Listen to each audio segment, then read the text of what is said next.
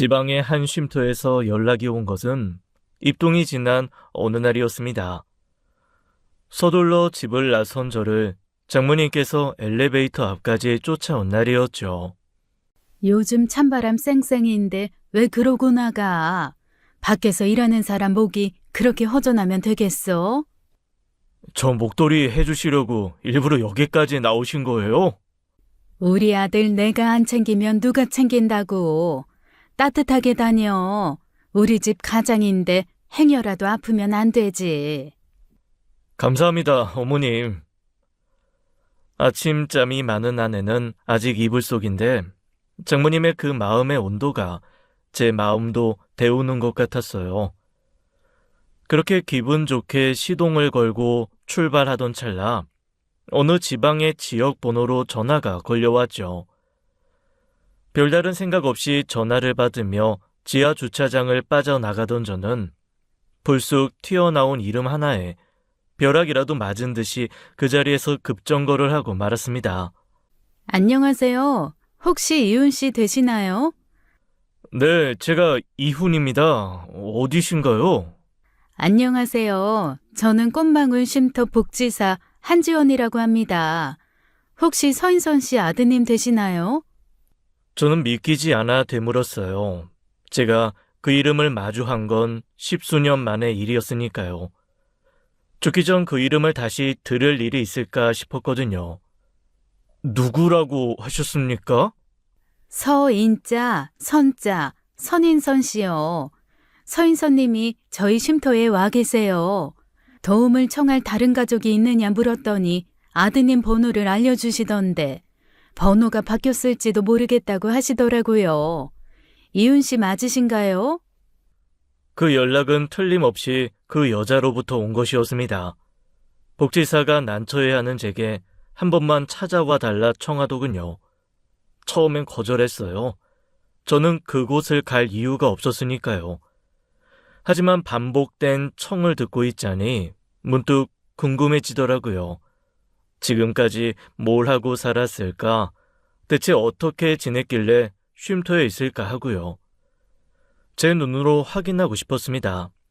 과연 자식을 버리고 떠난 엄마의 삶이 얼마나 비참할지를요. 짧은 고민 끝에 저는 그 쉼터로 찾아갔어요. 저를 맞이한 복지사의 뒤를 따라가니 아늑하고 따뜻한 공간 소파에 그 여자가 앉아있더군요. 다 죽어가는 눈빛으로 텔레비전 앞인데도 허공에 시선을 두고 있었어요. 인선님, 아드님 오셨어요. 알아보시겠어요? 복지사의 말에 돌아본 죽어가던 그 여자의 눈빛이 일순 살아나는 걸 느꼈습니다. 순간 전 의문이 들었어요. 복지사가 말해주지 않았더라면 저 여자가 나를 알아나 봤을까 하고요. 푸석푸석한 얼굴에 자기 관리라곤 눈곱만큼도 되어 있지 않은 몰골을 보니 어쩐지 통쾌하더라고요. 그 여자 꼴이 고소했거든요. 결국 이 꼴이 됐구나. 나를 버리고 떠난 사람의 말로 치곤 그럴듯하네. 천벌이라는 게 정말 있구나. 그렇게 생각하자 오랜 묵은 채증이 조금 내려가는 것 같았습니다.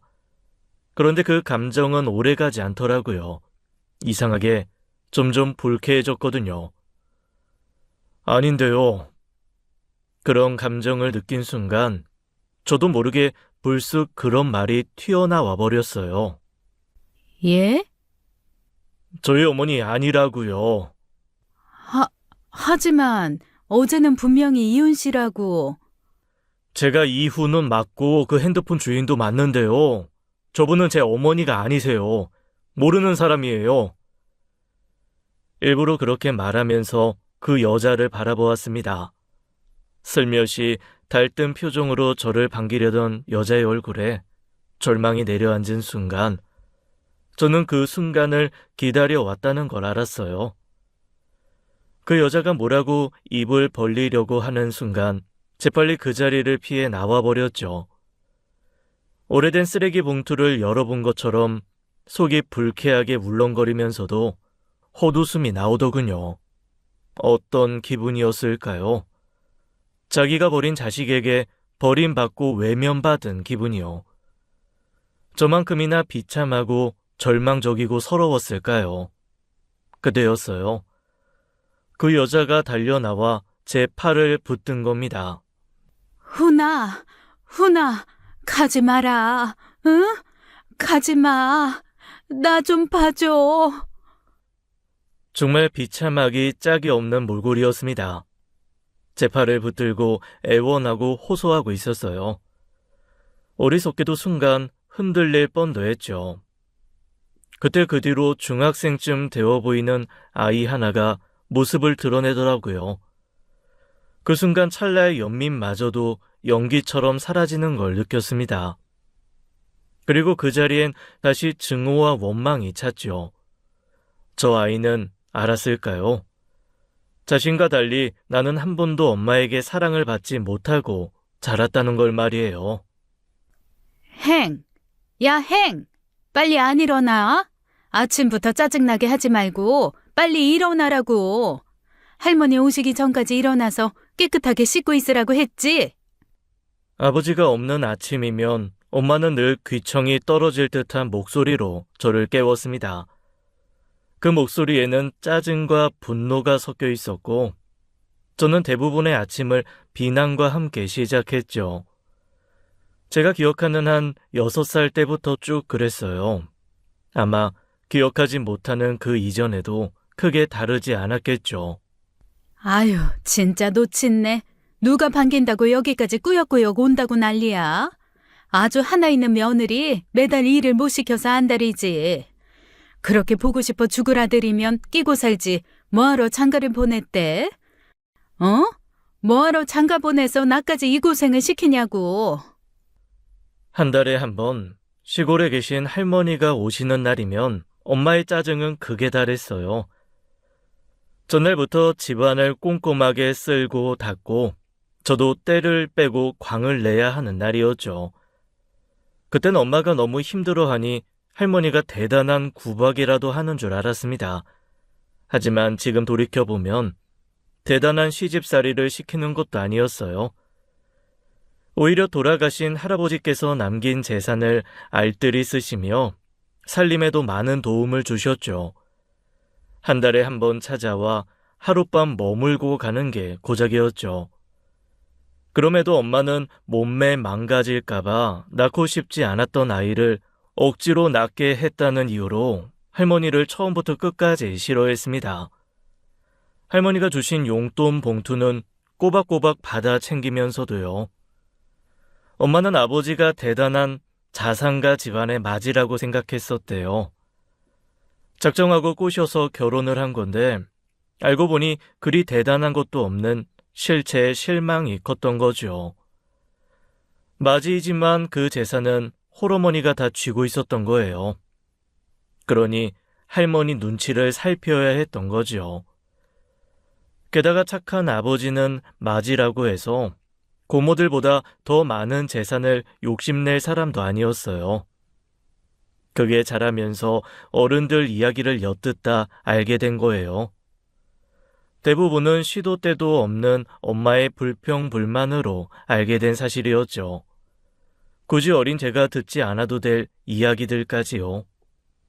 서인선 팔자에 이준철이 들어오는 순간부터 그냥 인생 조진 거야. 아니 하다못해 어머님 성화에 애라도 안 낳았으면 이렇게까지 안 됐지. 아, 진짜 답답해 미치겠어, 정말. 내가 무슨 부귀영화를 누리자고 결국 이씨 좋은 일만 다 했잖아. 나도 나이트 가고 싶어. 나도 춤추고 싶어. 나도 막 부킹도 하고 술도 막 마시고 싶어. 엄마가 그런 통화를 할 때마다 저는 그 근처에 있었어요. 만화 영화를 보는 척하면서도 그는 엄마에게 쫑긋 세우고 있었죠. 평소엔 저한테 관심도 없었어요. 저는 엄마 사랑이 고파 늘 엄마 주변을 맴돌았죠. 그래도 굶기는 건 아니다 싶었는지 밥 하나는 제때 차려주곤 했습니다. 그래서 전 엄마를 볼 때마다 그랬어요. 엄마, 배고파요. 뭐? 너 밥 먹은 지 2시간도 안 됐잖아. 그래도 배고파요. 배고파요. 그 말은 제겐 사랑해 주세요라는 말과 같았어요. 저는 엄마 사랑이 고플수록 살만 쪘습니다. 배가 고프지 않아도 밥을 찾아야 했어요. 그래야 그나마 관심을 받고 챙김을 받을 수 있었거든요. 하지만 제가 점점 자랄수록 그런 일도 줄었어요. 대신 저에게 밥솥에서 밥을 푸는 방법, 냉장고에 있는 반찬통을 꺼내 먹는 방법, 다 먹은 그릇을 깨끗이 닦는 방법을 가르쳤죠. 그게 제가 7살 때 일이었어요. 놀랍게도 그때가 제 인생에 엄마가 있어 가장 행복한 시기였고요. 훈아, 훈아. 행, 할머니가 부르시잖아. 행? 행이 뭐냐? 왜 훈이 보고 행이라고 부르는 거야? 엄마의 부름에 뒤늦게 나온 저는 당황의 흑빛으로 변한 엄마의 얼굴을 보았어요. 할머니나 아버지 앞에선 제 이름을 부르는데 자기도 모르게 버릇처럼 나와버린 것이죠. 하지만 엄마는 그런 위기에 강한 사람이었습니다. 의문이 가득한 할머니에게 웃는 얼굴로 그러더라고요. 실은 제가 부르는 애칭이에요. 행복의 행이요. 어머니 말씀대로 훈이 낳길 얼마나 잘했는지 몰라요. 행복이 배가 된 기분이거든요. 그래? 행복의 행이라니 참 의미도 좋구나. 행아, 이리 와봐라. 할머니는 흡족한 얼굴로 제게 팔을 벌리셨어요. 저는 할머니 품에 안기면서도 엄마의 눈치를 살폈습니다. 엄마는 아무렇지 않은 듯이 커피잔을 들이키더군요. 눈 하나 깜짝하지 않고 거짓말을 하는 사람, 그게 엄마였어요. 행복의 행이라는 말은 거짓말이었으니까요. 언젠간 집에 엄마 친구가 왔을 때 그 애칭의 비밀을 알아버렸습니다. 야, 근데 행이 무슨 뜻이야? 훈이를 왜 행이라고 불러? 아, 그냥 행주 같아서. 행주? 훈이가? 왜 그거 있잖아. 보험 들면 설계사가 뭐 대단한 사은품이라도 주는 것처럼 생색내면서 내주는 분홍색 노란색 행주. 훈이 쟤 보면 딱 그거 생각나. 결혼 하나 했더니 원하지도 않은 게 딸려 붙은 기분이야. 야, 그래도 그렇지. 너무한다. 그래도 네가 낳은 아들인데. 내가 낳고 싶어서 낳았어? 쟨 그냥 불행 그 자체야, 불행. 행주 같은 불행, 행. 엄마는 그 집에 제가 없는 듯이 그런 대화를 꺼리낌 없이 했습니다. 제가 너무 어려서 제대로 이해하지 못할 거로 생각했다면 그건 오산이었어요. 전 엄마의 마음과 그 말의 의미를 너무 잘 알고 있었으니까요. 그런데도 전 엄마가 싫지 않았어요. 가끔 미울 때도 있었지만 저한테는 엄마라는 존재가 너무 필요했습니다. 아버지는 착한 분이셨어요. 엄마의 가식적인 연극에 쉽게 넘어가실 정도로 순박한 시골 청년이었죠. 원래는 할머니 집과 자주 오갈 수 있는 곳에 집을 얻으려고 했는데 더 큰 도시에서 살고 싶다는 엄마의 바람 하나로 연고도 없는 광역 도시까지 온 분이셨어요. 아버지는 엄마를 진심으로 사랑했지만 엄마는 아버지가 가져오시는 월급 통장을 더 사랑했죠. 그러다 보니 월급 통장이 멈추자 엄마의 사랑도 멈춰버리고 말았어요. 해고? 갑자기 해고라니 그게 무슨 말이야? 미안해. 이번에 정리해고 대상자가 됐는데 어쩔 수가 없었어. 아니, 미안하다고 끝낼 일이 아니지. 그래서 대책은 뭔데? 해고는 해고고 대책은 대책이지. 대책도 없이 지금 해고됐다 그러면 끝이야? 그러면 생활비는? 당분간 모아둔 돈으로. 여보, 모아둔 돈이 어딨어? 당신은 있어? 아니 나는 용돈 5만 원 빼고는 당신한테 다 줬잖아. 당신이 모으고 있었던 거 아니야? 뭐 얼마나 많이 갖다 줬다고. 그 돈에서 돈을 모아. 얼마나 많이라니? 그게 적은 돈은 아니잖아. 그걸 한 푼도 안 모으고 다 써버렸다는 거야? 야, 우리가 그렇게 여유 있게 산 것도 아닌데. 모아둔 돈이 하나도 없이 흥청망청 다 써버린 후라 당장에 생활비가 없었어요. 그날 아버지께서는 처음으로 큰 소리를 내셨습니다. 그동안 각자의 역할을 제대로 하고 있다고 생각했던 아버지는 큰 배신감을 느낀 것 같았어요. 전에 없이 아버지의 목소리가 커지자 엄마도 처음으로 아버지 앞에서 안절부절 못했죠. 입이 닳도록 아버지 만나 인생을 망했다고 불평하던 사람치곤 이혼할까봐 엄청나게 걱정하더라고요. 결국 엄마는 외할머니를 이용해 거짓말을 했습니다. 그동안 외할머니께 생활비를 지원하고 있었다고 말이에요. 형편이 어려워진 장모님을 도왔다는데 아버지가 더 화를 낼 수 있었겠나요? 그 후 아버지는 중장비 기계를 배워 건설 현장으로 떠났어요. 그런데 한 번씩 장기 출장을 나가게 되면서 갈등이 극에 달했죠.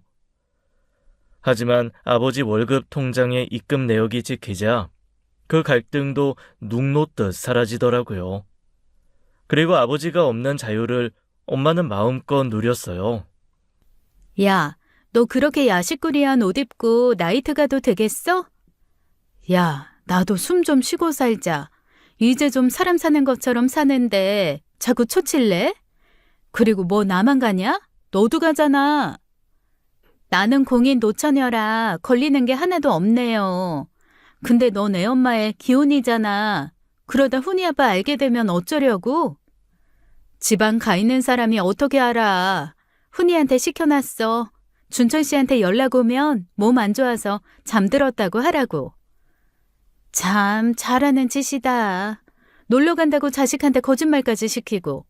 훈이는 집에 혼자 둬도 돼? 훈이 쟤도 이제 중학생인데 꼭 내가 있을 필요는 없잖아. 어렸을 땐 아주 손이 가서 미치겠더니 그래도 커놓으니까 쓸만해. 청소나 빨래는 다 알아서 하거든. 훈이가 불쌍하다 불쌍해. 어쩌다 너 같은 걸 엄마로 만나서.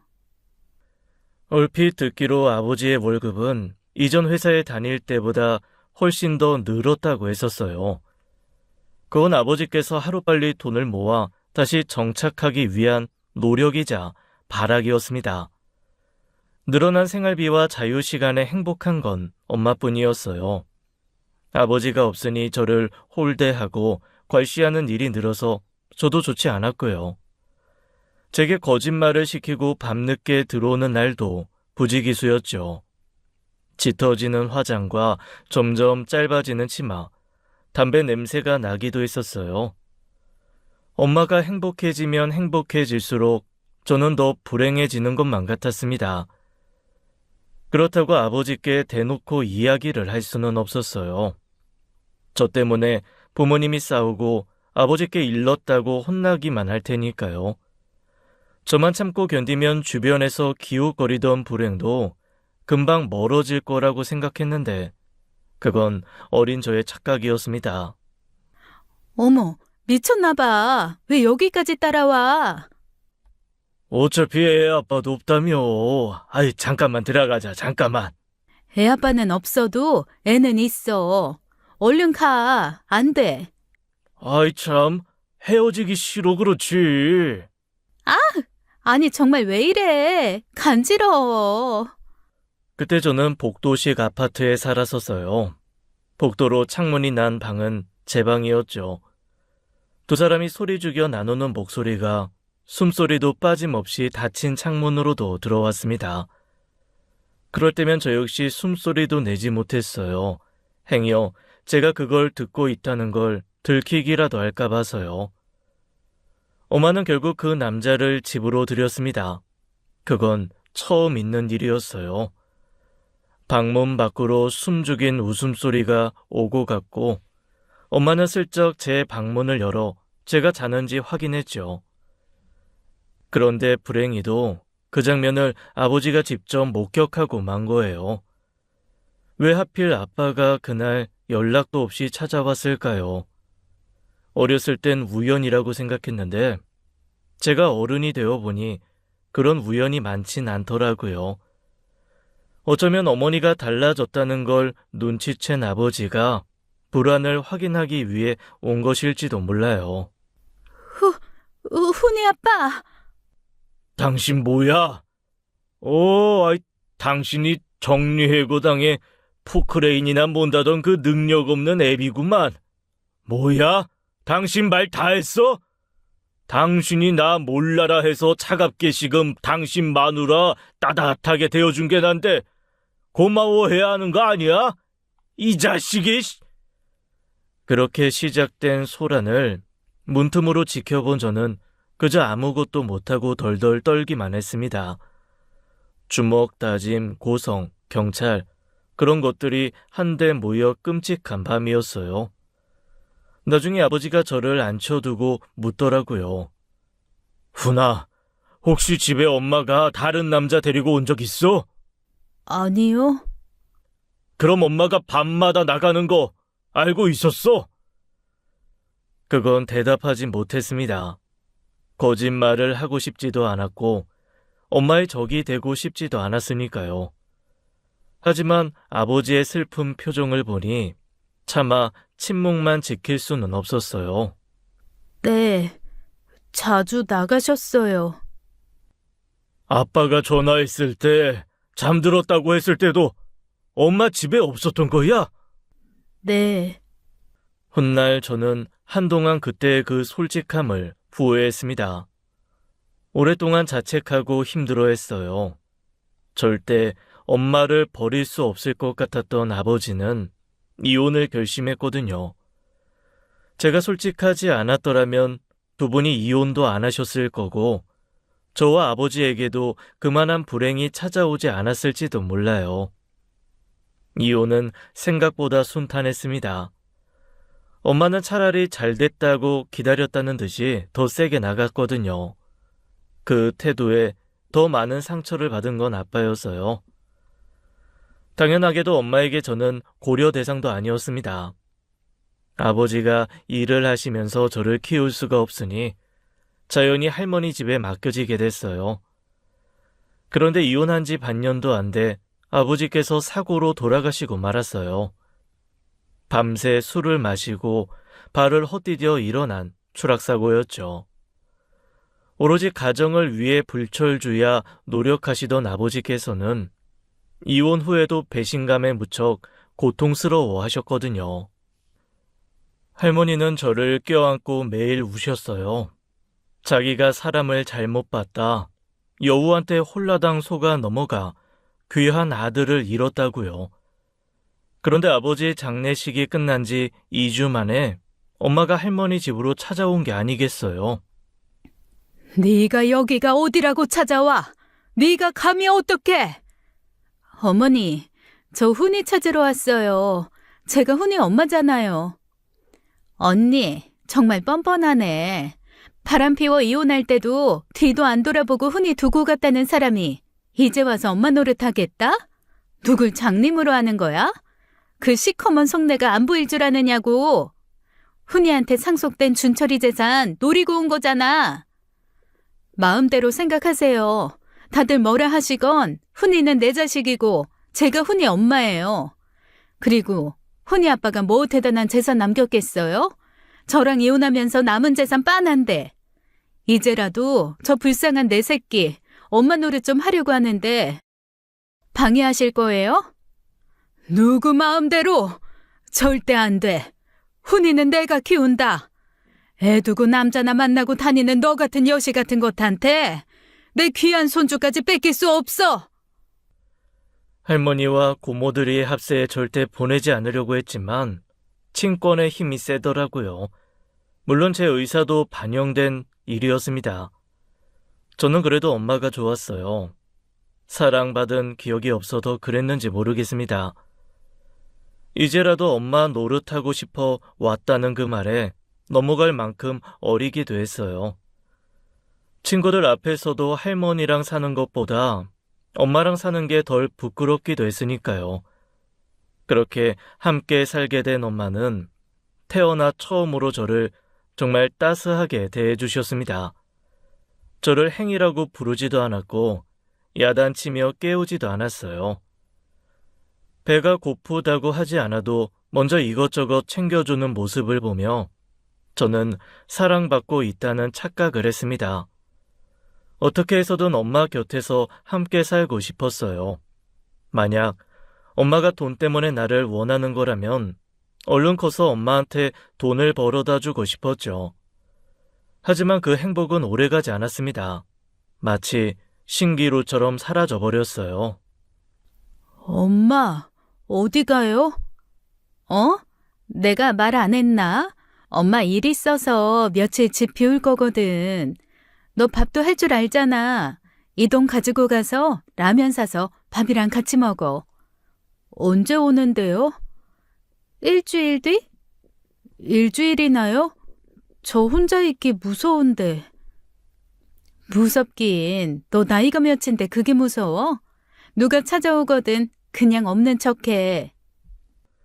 엄마는 혼자 남을 저는 아랑곳하지 않았어요. 오히려 돌아서면서 문득 생각났다는 듯 괜히 할머니한테 전화하지 말라며 전화선도 뽑아버리고 갔죠. 일이 있어서 갔다고 했지만 오랫동안 집을 비우고 돌아온 엄마의 가방을 보면 알 수 있었어요. 어느 날은 부산, 또 어느 날은 제주도, 쉬지 않고 국내 여행을 그렇게 다닌 거였어요. 학교에서 오는 연락은 한 번도 안 받으면서 소개받은 남자의 전화는 붙들고 살았죠. 그렇게 엄마와 함께 살게 된 지 딱 반년이 지났을 때 저는 다시 버려졌어요. 할머니 집도 아니었고 보육원이었죠. 행, 너 잠깐만 여기 지내고 있어. 엄마가 지금 상황이 좀 안 좋거든? 그래서 집도 팔고 잠깐 애정이 이모 집에서 신세를 지게 됐어. 엄마가 상황 좋아지면 꼭 데리러 올 테니까 여기서 기다려. 알겠어? 언제 올 수 있는데요? 그거야 모르지. 상황이 좋아져야 하니까. 아, 그리고 할머니한테는 절대 연락하면 안 돼. 알았니?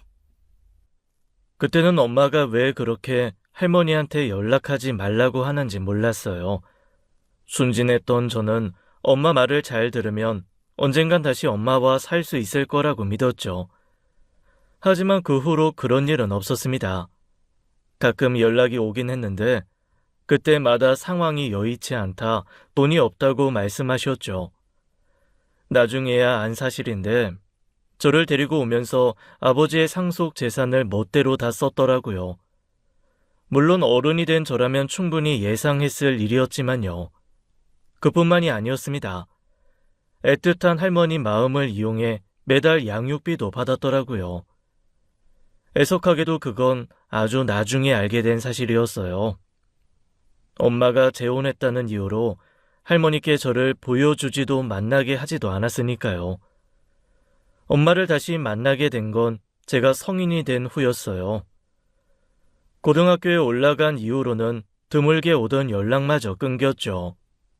뒤늦게 온 사춘기 때문에 보육원에서도 학교에서도 한마디도 하지 않았던 시절도 있었습니다.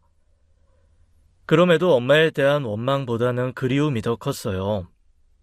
돈을 벌어서 찾아가면 엄마가 저를 반겨주실 거라는 막연한 기대감도 있었죠. 그런데 그건 제 착각이었습니다. 보육원 선생님으로부터 알게 된 주소를 가지고 찾아간 곳에선 엄마의 얼굴을 한 다른 사람이 있었어요. 아유, 우리 성진이는 누굴 닮아 이렇게 빠르지? 다 당신 닮아 그렇지. 지나가는 사람들이 모자가 아주 꼭 닮았다고 꼭 한마디씩 하잖아. 당신이 뭐든 빨랐다면서요. 다 당신 닮은 거지 뭐. 아유, 예뻐. 우리 성진이 엄마 손잡고 까까 사러 갈까? 우연히 아파트 단지에서 산책 중이던 엄마를 만났어요. 그런데 엄마는 혼자가 아니었습니다. 남자와 이제 막 2~3살이나 됐을까 싶은 어린아이가 함께였죠. 그런데 엄마가 그 아이를 대하는 모습이 저한테는 너무나 큰 충격이었어요. 엄마도 저런 표정을 지을 수 있구나. 아이를 싫어하는 게 아니라 사랑스러워하기도 하구나 싶어서요. 그때부터 마음속에 스멀스멀 반발심이 올라오더라고요. 그 애는 단지 어리다는 이유만으로 엄마의 사랑을 받고 있었으니까요. 당황스럽고 놀란 얼굴로 바라보다 엄마와 눈이 마주쳤습니다. 엄마는 소스라치게 놀라며 자기 남편 눈치를 살피더군요. 그러면서 끝끝내 제게 아는 체 하지 않고 지나갔어요. 그때 저는 그 아파트 단지 벤치에 한없이 앉아 있었습니다. 그냥 머리가 멍해서 움직이고 싶지 않았어요. 그러자 얼마 지나지 않아 엄마가 다시 왔더라고요. 너 어떻게 된 거야? 여긴 어떻게 알고? 왜요? 엄마가 안 와서 내가 온 건데 제가 못 올 때 왔어요? 뭐? 네가 올 곳은 아니지. 여기 내 집도 아닌데. 너 설마 나랑 같이 살려고 온 건 아니지? 아니 근데 네가 어떻게 여기까지 왔냐는 거야. 학교는 어쩌고? 너 거기서 그렇게 마음대로 나와도 되는 거야? 내가 몇 살인지도 모르나 보네.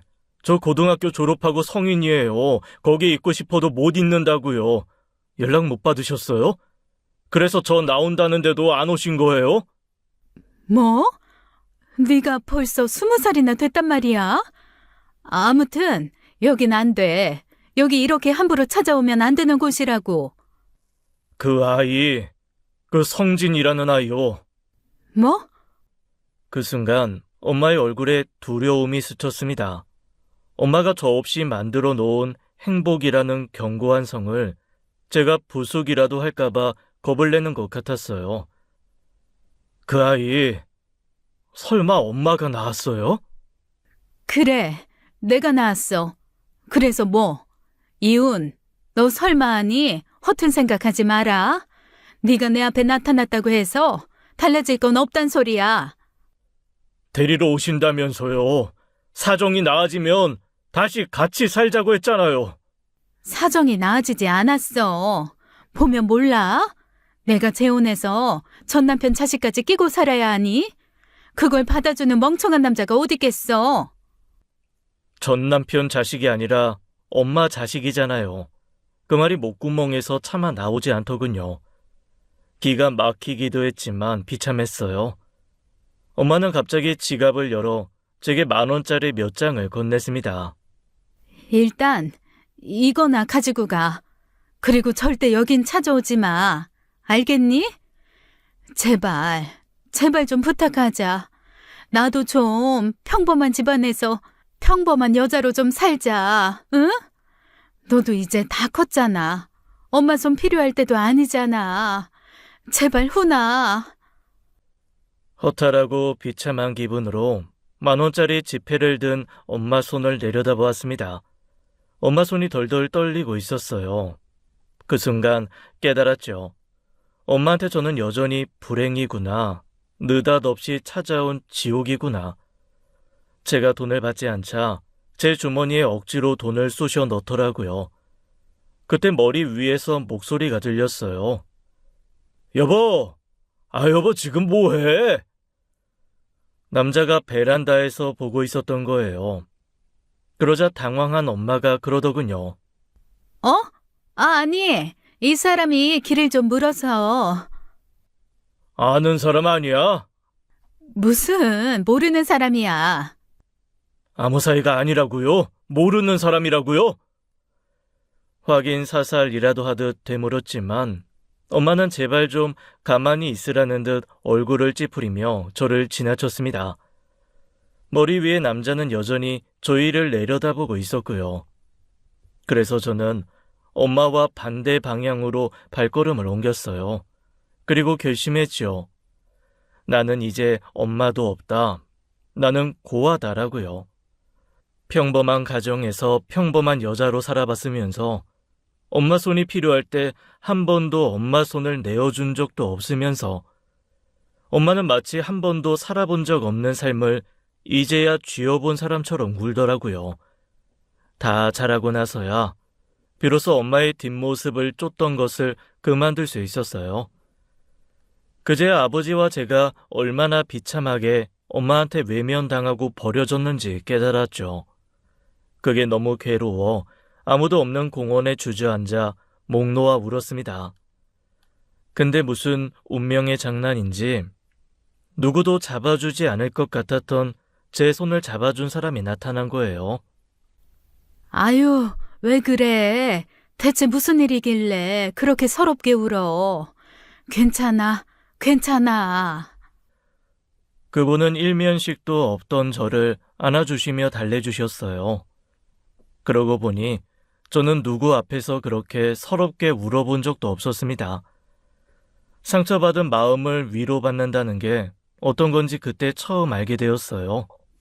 아주머니는 저를 일으켜 근처 본인이 운영하는 식당으로 데려갔습니다. 그리고는 달라고 한 적도 없는데 국밥 한 그릇을 내어주시더라고요. 왜 울었는지 어떤 사정이 있는지 더는 묻지도 않으시고요.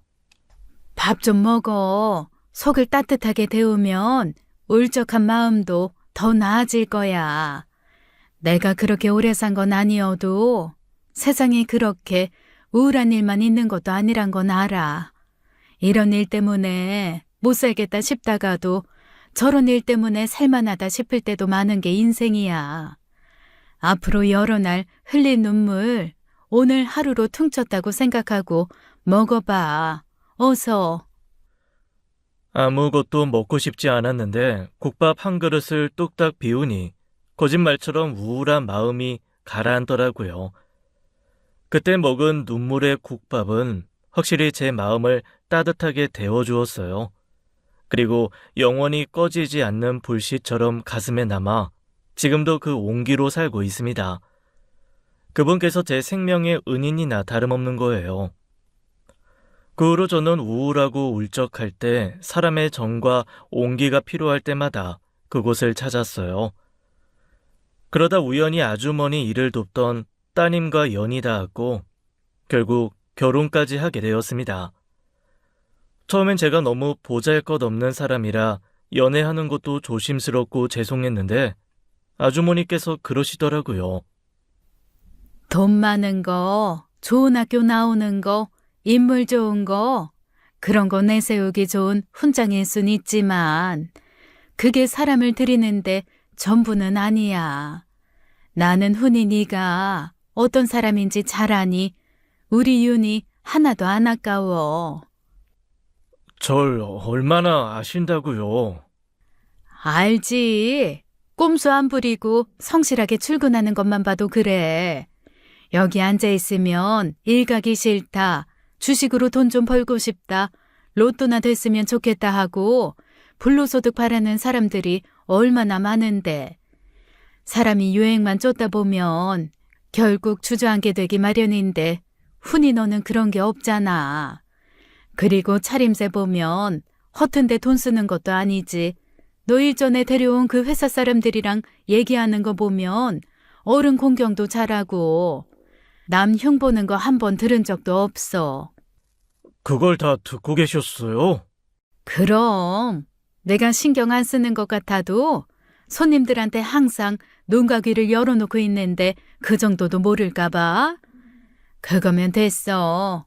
허튼 짓 안 하고 성실하게 가정 잘 꾸릴 수 있는 사람인 거 알아. 많은 대화를 나누어 본 적도 없는데 아주머니께서는 신기하리만큼 저를 잘 파악하고 계시더라고요. 저는 처음으로 아주머니와 여자친구에게 제 과거를 털어놓았어요. 아주머니께서는 제 손을 꽉 잡으시며 이제 본인이 제 어머니가 되어주겠노라 장모님이 아닌 어머니라고 불러달라 하셨죠. 그 뒤로 정말로 저한테 사위라고 하지 않고 우리 아들 하셨어요. 제가 사랑을 드리면 배로 돌려주시는 분이 장모님이셨죠. 말씀드린 것도 아닌데 할머니께서 돌아가시기 전까지 명절마다 두 손 무겁게 챙겨주신 분도 장모님이셨고요. 그래서 결혼하고도 제가 먼저 같이 살자고 했죠. 3년 전엔 그동안 벌어놓은 돈으로 하고 싶은 사업이 있었는데 두 사람의 전폭적인 지지로 시작할 수 있었어요. 그런데도 장모님은 오히려 저 덕분에 호강한다고 저를 치켜 세워주셨어요. 내가 우리 아들 아니었으면 지금도 힘들게 무거운 뚝배기 나르느라 손목이 남아나질 않았을 텐데 우리 아들 능력 있어 얼마나 호강하면서 사는지 몰라. 무거운 뚝배기는 안 드셔도 서원이 서준이 매일 안고 계시잖아요. 이 손목도 안 좋으시면서 매번 무거운 애들 안고 계시고 제가 너무 죄송해요. 뚝배기는 무거워도 우리 손주들은 하나도 안 무거워. 내가 앞으로 이것들 안아줄 날이 얼마나 있겠어. 장난감 좋아하고 뛰어놀기 좋아하는 때가 오면 할미 품에 안 가래도 포르르 도망가 버리고 말 텐데. 고마워, 훈아. 아주 우리 아들, 우리 사위가 최고야, 최고. 장모님 덕분에 엄마한테 받았던 상처와 슬픔을 다 잊고 살 수 있었어요. 완전히 잊힐 순 없겠지만 생각하지 않고 살 수는 있었죠. 그렇게 나무로 산 지 10수년 만에 연락이 온 거예요. 그것도 가족폭력 쉼터에서요. 제가 그렇게 매정하게 가버리고 난 후 복지사님으로부터 다시 연락이 왔더라고요. 개인정보이긴 하지만 가족이니 어렵게 말씀드린다면서요. 인선님이 아드님과 헤어진 것에 대해 많이 후회하고 계세요. 본인 상황이 그렇게 되다 보니 찾은 것처럼 보이겠지만 몇 년 전부터 다시 찾으려고 하셨대요. 어머님께 다시 기회를 주시는 게 어떨까요? 몇 년 전부터 집안에 문제가 있었으니까 그제야 아쉬워서 찾은 게 아닐까요? 이혼 전에 확실한 보험이 필요했을 테니까요. 하지만 전 더는 엄마의 보험이 될 만큼 미련하고 순진한 10대가 아니에요. 복지사님이 저랑 엄마의 사정을 얼마나 알고 계실지 모르겠지만 복지사님이 그런 엄마 밑에서 자랐더라도 그렇게 말씀하셨을까요? 충분히 이해합니다. 아니, 이해한다는 말이 주제 넘을 수 있지만요. 어머님을 이해하고 다시 기회를 주는 게 비단 어머님만을 위한 일은 아닐 거예요. 복지사는 어머니에게 다시 기회를 주는 게 제 마음의 오랜 한과 응어리를 푸는데도 도움이 될 거라고 했어요. 그 말이 이해되진 않았지만 그 후로 계속 체한 듯이 가슴이 답답했던 걸 보면 무슨 말인지 알 것도 같았습니다. 영영 모른 채 하고 사는 건 쉽지 않을 거라는 거였어요. 알고 보니 엄마는 그 지저분한 과거를 모두 속이고 한 재혼이었습니다. 그걸 우연히 전 남편이 알게 된 것 같더라고요. 그러면서 폭력이 시작됐고 사니 못 사니 하며 가정폭력 쉼터에 간 게 그게 처음이 아니었던 거예요. 그런데 결정적으로 그 남자의 아들이라고 믿었던 그 아이가 친자식이 아니라고 판명이 나 이혼하게 된 것이었죠. 심지어 이혼 후에도 갈 곳이 없어 그 집에서 못 나가겠다고 버티며 식모살이를 하다 맞아 쫓겨난 것이었어요. 그 후 저는 몇 날 며칠 잠을 이루지 못했습니다. 이부 동생 나이가 얼추 제가 엄마와 헤어져 살게 된 나이 같더라고요. 나는 쉽게 버려졌는데 엄마는 그 와중에도 그 애를 데리고 그곳에 있다는 것도 제겐 상처가 되더군요. 장모님과 아내는 제 얼굴에 드리워진 그림자를 금방 발견했어요. 결국 그 이야기를 털어놓자 장모님이 그러시더군요. 어머니 모시고 들어와. 네? 그럴 순 없어요. 행여 제가 도움을 드리더라도 집 보증금 정도지 이 집에 모시고 들어올 생각 전혀 해본 적 없어요. 훈이 네 가슴에 얹힌 게 있으니 그런 엄마도 자꾸 마음에 걸리는 거다. 지금 해결하지 못하면 앞으로 살면서 네 엄마라는 돌부리에 몇 번이고 걸려 넘어질 거야. 그것도 습관이라고 넘어진다고 해서 큰 상처가 나는 건 아니겠지만 나는 부모된 마음으로 네 마음에 조금의 생책이라도 나는 게 싫다. 그러니 모셔와. 네 엄마는 부모된 도리가 뭔지 모르는 사람이겠지만 너는 자식된 도리가 뭔지 아는 애잖니. 결국 두고두고 마음에 걸릴 거야. 후회 없이 살아야지, 응? 장모님께서는 저는 신경 쓸 거 하나도 없으니 일단 데리고 오라고 하셨습니다. 그렇게 결정하면서도 이게 맞나 싶은 생각에 답답했는데 나중에야 그게 참 잘한 선택이었다는 걸 알게 됐죠. 엄마는 제가 살고 있는 집을 보고 놀란 것 같았어요. 정확히는 그렇게 잘 살고 있는 줄은 꿈에도 몰랐던 것 같습니다. 마침 반년 전 더 넓은 집으로 이사를 했거든요. 방이 4개인 집인데 아이방 하나를 일단 내어드렸어요. 그렇다고 평생 모시고 살 건 아니라서 임시로 내어드린 것이었죠. 그런데 사람은 쉽게 바뀌는 게 아니더라고요. 일단 차린다고 차렸는데 사부인 입에 맞을지 모르겠어요. 예, 그냥 차려져 있으니 먹네요. 이거 내가 먹기엔 좀 너무 단데. 아, 그러세요? 그럼 이건 드시지 마시고 이거 한번 드셔보세요. 그것도 먹었어요. 나물 삶는 법을 모르시나 너무 물러서 못 먹겠네요. 살림을 많이 안 해보셨나 봐요. 예? 장인어른 일찍 돌아가시고 일찍이 장사하신 장모님께 음식으로 훈수를 두시더라고요. 게다가 눈에 거슬리는 건 그것뿐만이 아니었어요. 이를테면 저녁 식사 때 맛있는 반찬이 있으면 은근히 이부 동생한테 밀어주는 것 같은 것들이요. 전 엄마가 모성애가 없는 사람인 줄 알았어요. 그런데 이부 동생 교복을 빨고 다니는 걸 하는 걸 보니 엄마도 엄마처럼 살 수 있는 사람이구나 싶어 배신감만 짙어지더군요. 거기다 은근슬쩍 제 아내 되는 사람까지 걸고 넘어지는 거예요. 근데 네 와이프는 돈을 좀 잘 쓰는 타입인가 보다. 안 사람이 저러면 안 되는데. 뭐가요? 옷 입는 것만 봐도 말이야. 애엄마가 차려입기엔 좀 가격대가 있는 옷들 아니니? 가방도 다 메이커 같으네. 아무리 남편이 돈을 잘 벌어도 그렇지. 사부인 보면 돈이 있는 것 같지도 않은데 그게 다 네 돈이지? 제 돈이 윤희 돈이고 장모님 돈이죠. 뭐? 예, 너 팔불출처럼 처가 식구들 그렇게 챙기는 거 아니야. 처가 식구 챙겨서 뭐 좋은 게 있다고? 엄마 챙기는 것보다 더 값어치 있다고 생각하는데요. 그리고 엄마가 하실 말씀도 아니잖아요. 아버지 벌어오신 돈 유흥으로 다 쓰셨으면서 착각하지 마세요. 제가 잘나서 이렇게 사는 거 아니니까. 엄마한테 그렇게 버림받고 저 목숨줄 잡고 버텨준 사람이 바로 장모님이랑 윤희예요. 어머니 모시고 오라고 한 것도 장모님이시고요. 감사하세요, 두 사람한테. 뭐?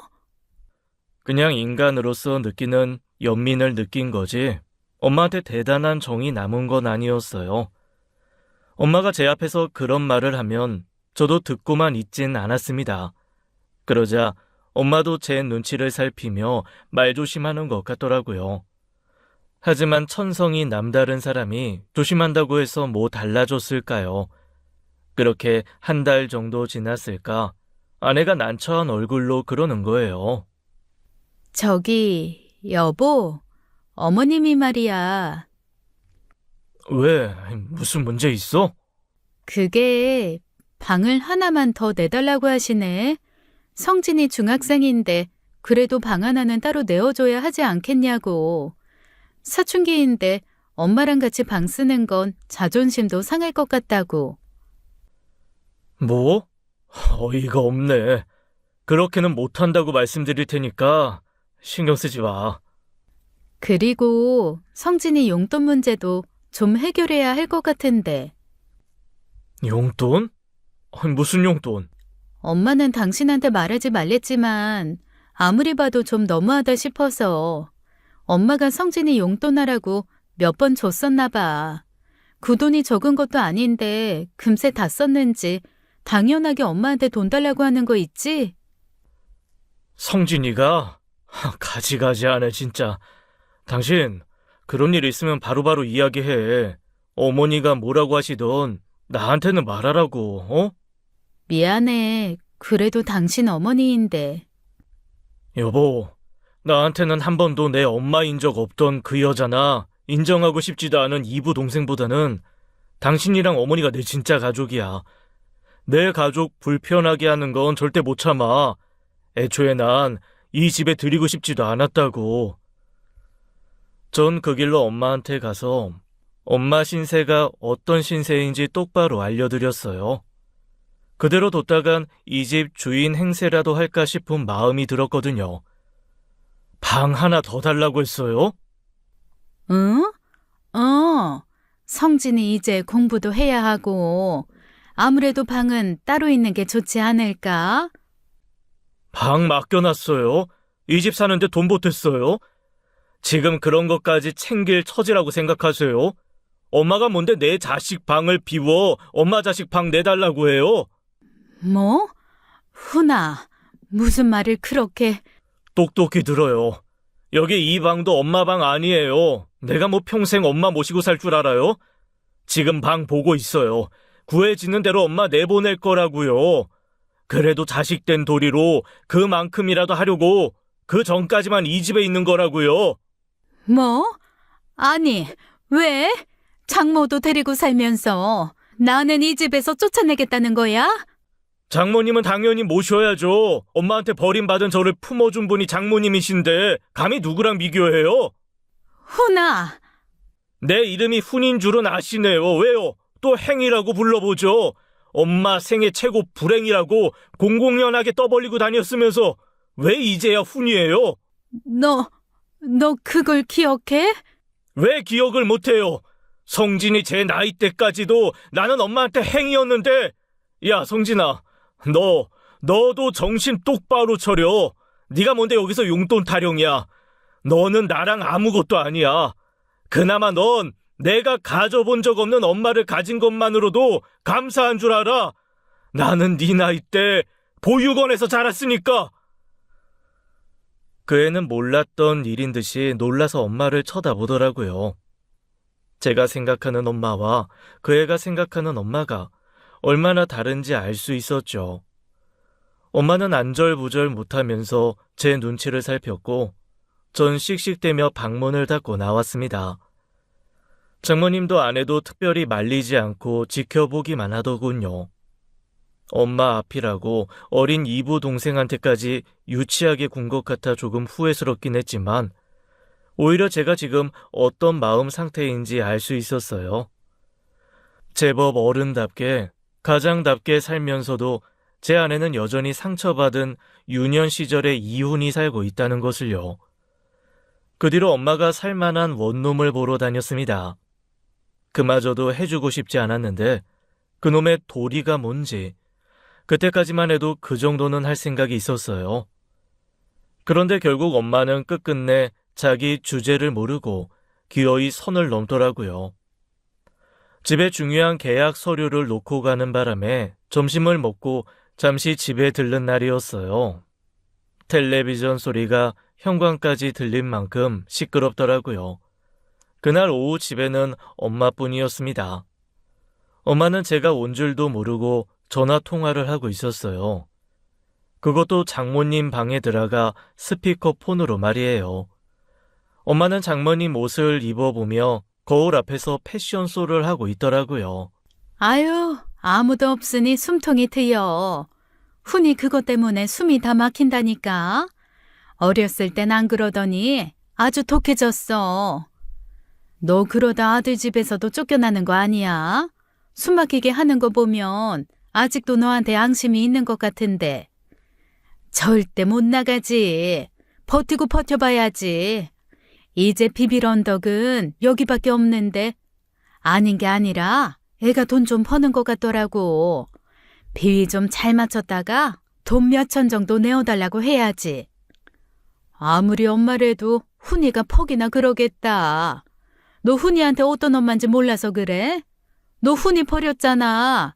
무슨 염치로다가? 버리긴 맡긴 거지. 그리고 아무렴 내가 친엄마인데 그 정도도 못해? 낳아준 공이 얼마나 대단한데. 나 아니었음 지가 지금 이러고 살겠냐고. 세상에 지 장모한테는 아주 껌뻑 죽더라. 장모 옷장 열어보니까 아주 백화점 옷이 그득그득해. 생긴 건 꼭 시장 촌부같이 생겨가지고 어울리지도 않는 옷이. 어머, 이거 색깔 너무 곱네. 이거 하나 달라고 할까? 아님 그냥 모르는 척 가져가? 얼씨구, 그러다 네 아들이 알게 되면. 훈이가 어떻게 알아? 장모 그게 여신은 아닌 것 같더라고. 내가 뭘 하든 입 꾹 닫고 있는 거 보니 눈치는 있는 거지. 하기사, 양심이 있으면 무슨 말을 하겠어? 내 아들한테 효도 받고 사는 주제에. 네가 받을 효도 네 사돈이 다 받고 사는 것 같아서 배 아프냐? 하, 서인선 신세 아주 볼만하네. 네 아들이 복권이었다, 야. 아유, 저 여자가 쥐고 있는 거 다 내 거였을 거라는 생각이 드니까 아주 배알이 뒤틀려.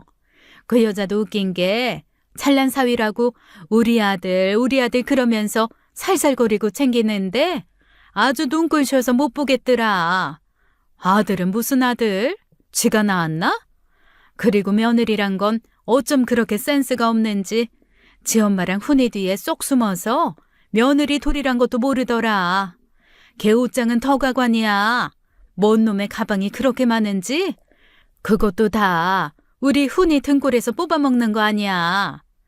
얼씨구, 사돈도 모자라서 며느리 옷장까지 훔쳐보셨어?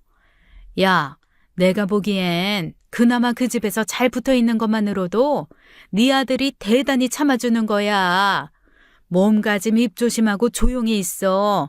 안 그러면 팽당해. 훈이 걔는 그렇게까지 못해. 결국 나 이 집에 들인 거 보면 모르겠어? 머리를 한 대 맞은 기분이 들더군요. 그리 놀랄 일은 아니었지만 인간의 밑바닥을 두 눈과 귀로 확인한 기분이었어요. 저는 아무렇지 않게 거실을 지나쳐 안방으로 갔습니다.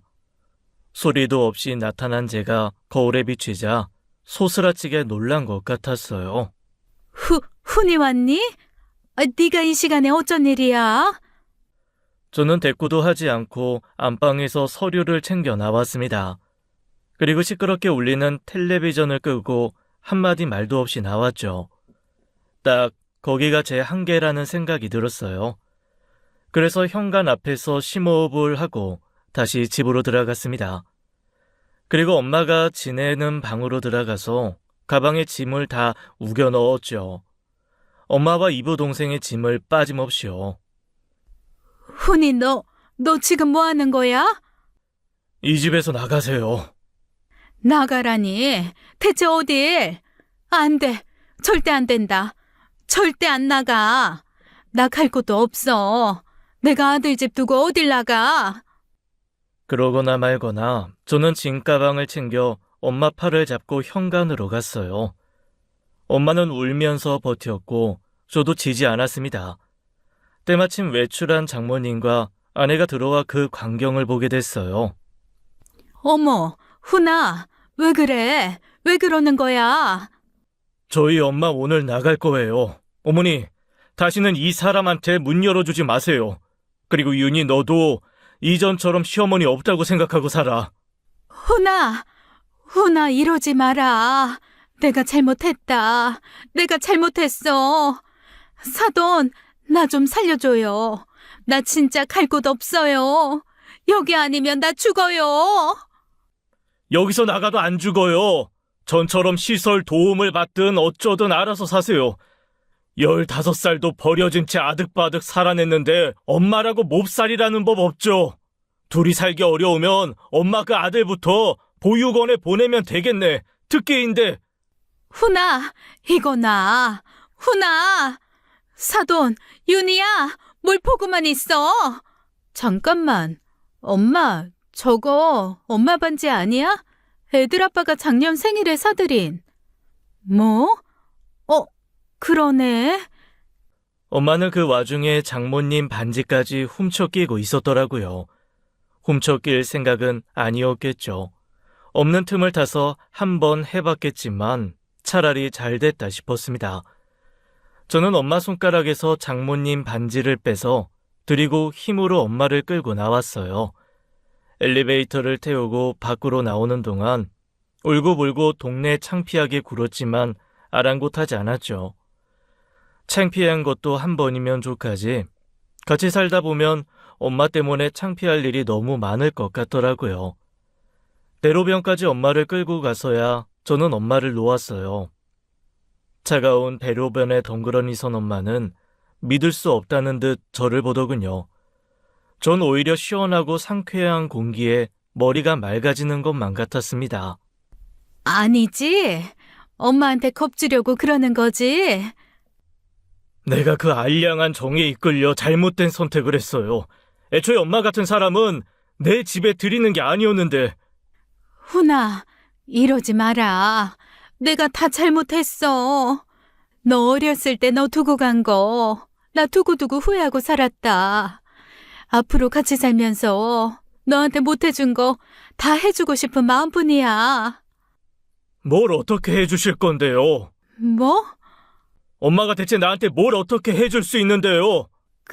그건... 엄마는요, 나한테 행주 같은 사람이에요.